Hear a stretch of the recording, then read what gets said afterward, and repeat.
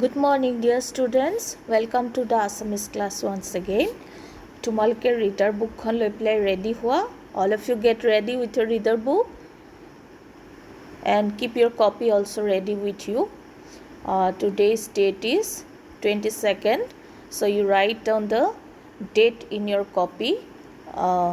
and let us this one. Remember whatever we have learned in our this previous class. যোৱাবাৰৰ ক্লাছলৈকে আমি লেসনটো শেষ কৰি দিছিলোঁ চিৰিয়াখানা দৰ্শন আজি হেতু পাঠৰ ওপৰত মই এটা আলোচনা কৰিম কৰি পেলাই যিকেইটা কোৱেশ্চন আমাৰ বাকি ৰৈ গৈছিল হেকিটা মই বুজাই দিম তোমালোকে নিজে কৰিবা আমি গম পাইছিলোঁ নীলিম নামৰ ল'ৰাটোৱে তাৰ ককাকৰ লগত আৰু মোমাইকৰ ছোৱালী শ্ৰেয়া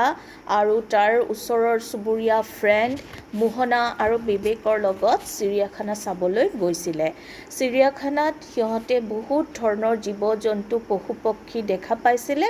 আৰু সেই গোটেইবিলাকৰ কথা ককাকে সিহঁতক ধুনীয়াকৈ বুজাই দিছিলে ঘৰচীয়া জন্তু কাক বোলে বনৰীয়া জন্তু কাক বোলে আমি বুজি পালোঁ তাৰ পিছত কিছুমান জন্তুবোৰ আমাৰ যে বন্ধু হয় সিহঁতৰ আমি যত্ন ল'ব লাগে সেই কথা গম পালোঁ জন্তুৰ পৰা আমাৰ বিভিন্ন উপকাৰ হয় আমি কিছুমান জন্তুৰ গাখীৰ খাওঁ কিছুমানৰ দ্বাৰা আমি বুজা কঢ়িয়াব পাৰোঁ এখন ঠাইৰ পৰা আন এখন ঠাইলৈ আৰু কিছুমান এটা জন্তু আছে ভেড়া হয় তাৰ গাৰ যিটো নোম হয় সেই নোমৰ দ্বাৰা আমি ৱাৰ্ম ক্লথছৰ কাৰণে ঊণ সূতাটো তৈয়াৰ কৰিব পাৰোঁ গতিকে এই জন্তুবিলাক আমাৰ বৰ কি প্ৰয়োজনীয় বস্তু গতিকে আমি সিহঁতৰ যত্ন ল'ব লাগে সিহঁতক মৰম কৰিব লাগে আনহাতে আমি গছ-গছনিও ৰাখিবলৈ চেষ্টা কৰিব লাগে কাৰণ আমি দেখা পাইছোঁ যে বনৰীয়া পশু-পক্ষীবিলাক গছ-গছনিৰ ওপৰত আশ্ৰয় কৰি পেলাই থাকে আৰু এই জীৱ-জন্তুবিলাক ৰক্ষা কৰিলে আমাৰ যিটো পৰিৱেশ সেই পৰিৱেশটো খুব ধুনীয়াকৈ বেলেন্স হৈ থাকে গতিকে এই দেশী বিদেশী বিভিন্ন ধৰণৰ যিবোৰ চৰাই আমি দেখিবলৈ পাওঁ সিহঁতক আমি ৰক্ষা কৰিবলৈ চেষ্টা কৰিব লাগে এইটো ক্লাছত তোমালোকক মই যদি আগতে দিয়া নাছিলোঁ তেতিয়াহ'লে এটা এক্টিভিটিৰ কাম হয় বৰ্তমান আমাৰ ফিজিকেল ক্লাছ নাই কাৰণে আমি মুখামুখিকৈ কৰিব নোৱাৰোঁ সেইটো মই তোমালোকক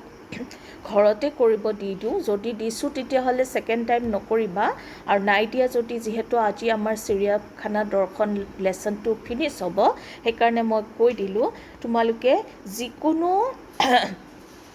এটা এনিমেলৰ পিকচাৰ ড্ৰ কৰিবা আৰু তুমি ভাল পোৱা বা যিটো তোমাৰ পছন্দৰ তেনেকুৱা এটা পিকচাৰ ড্ৰ কৰিবা এনিমেলৰ ড্ৰ কৰি পেলাই ইফ পচিবল কালাৰ কৰিবা আৰু তাৰপিছত সেই এনিমেলৰ ওপৰত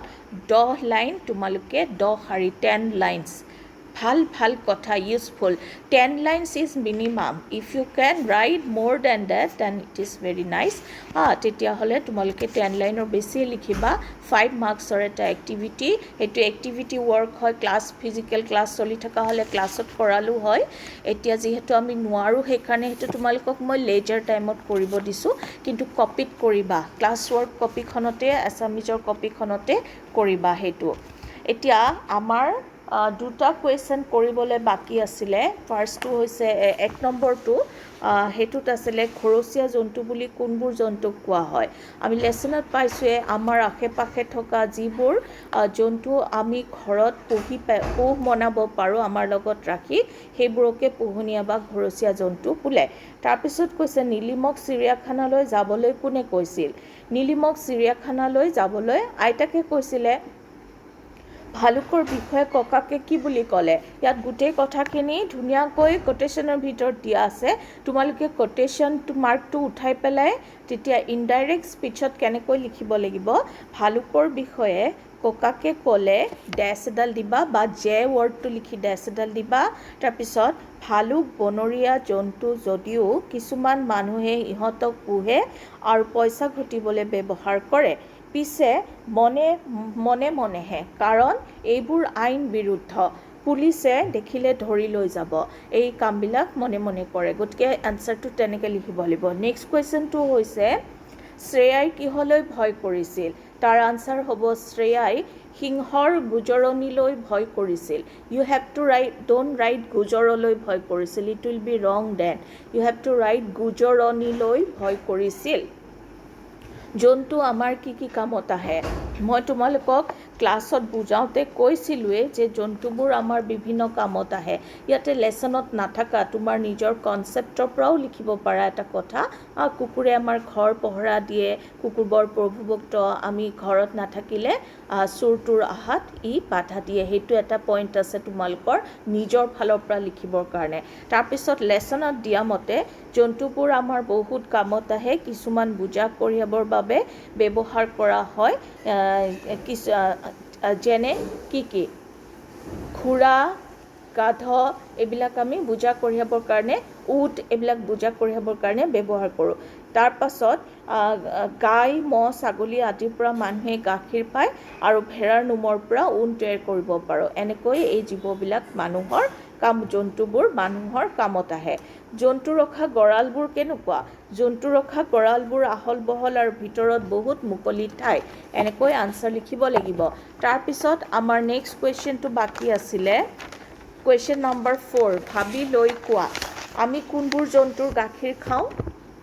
আমি গাই মহ ছাগলী আদিৰ গাখীৰ খাওঁ বনৰীয়া জন্তু কোনবোৰ বনত থকা জন্তুবোৰ যেনে বাঘ সিংহ ভালুক আদি বনৰীয়া জন্তু তাৰপিছত সুধিছে অসমৰ কোনখন হাবি পৃথিৱীৰ বিখ্যাত আৰু কিয় বিখ্যাত অসমৰ হাবিত সিংহ আছেনে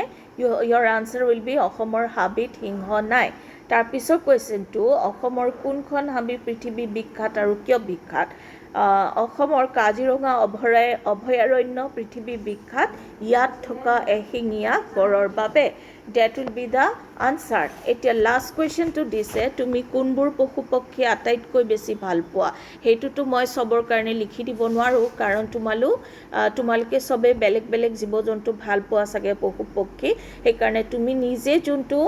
জন্তু ভাল পোৱা এটলিষ্ট দুটা জন্তু তুমি ভাল পোৱা আৰু দুটা পক্ষী বা চৰাই তুমি ভাল পোৱা দুটাৰ বিষয়ে লিখিবা আৰু এইবিলাক কুৱেশ্যনত 4 মাৰ্কস 5 মাৰ্কস এনেকুৱা থাকিব পাৰে এইবোৰ অলপ ভাবি চাই কোৱাটো তেনেকুৱা 4-5 মাৰ্কসৰ ভিতৰত এইবিলাক কুৱেশ্যন আহে তাৰ আনসাৰটো তেনেকৈ লিখিব চেষ্টা কৰিবা আৰু এটা কথা কওঁ যে 4-5 মাৰ্কস আমি ক'ৰ পৰা লিখিম বুলি নকবা কাৰণ কিয়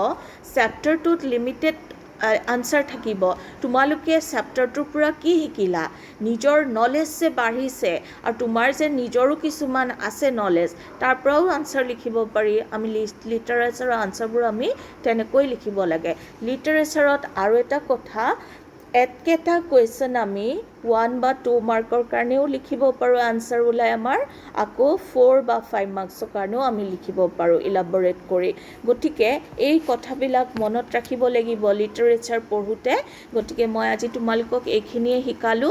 যিখিনি তোমালোকে কৰিবলৈ মই কৈছো সেইখিনি তোমালোকে কপিত লিখিবা কৰিবা আৰু গুগল ক্লাছৰুমটো চেক কৰিবা কিবা যদি তাত ষ্টাডি মেটেৰিয়েল পোৱা সেইখিনি লিখি ৰাখিবা ষ্টাডি মেটেৰিয়েল কেতিয়াও টিচাৰক বেক নপঠাবা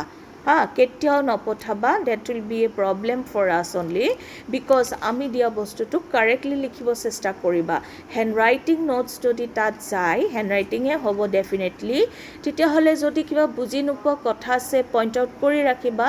নেক্সট ক্লাছত বেলেগ লেসন পঢ়ালেও সেই পাৰ্টিকুলাৰ কথাটো সুধিব পাৰিবা আৰু তেতিয়া তোমালোকক ডাউটটো ক্লিয়াৰ কৰি দিম চ'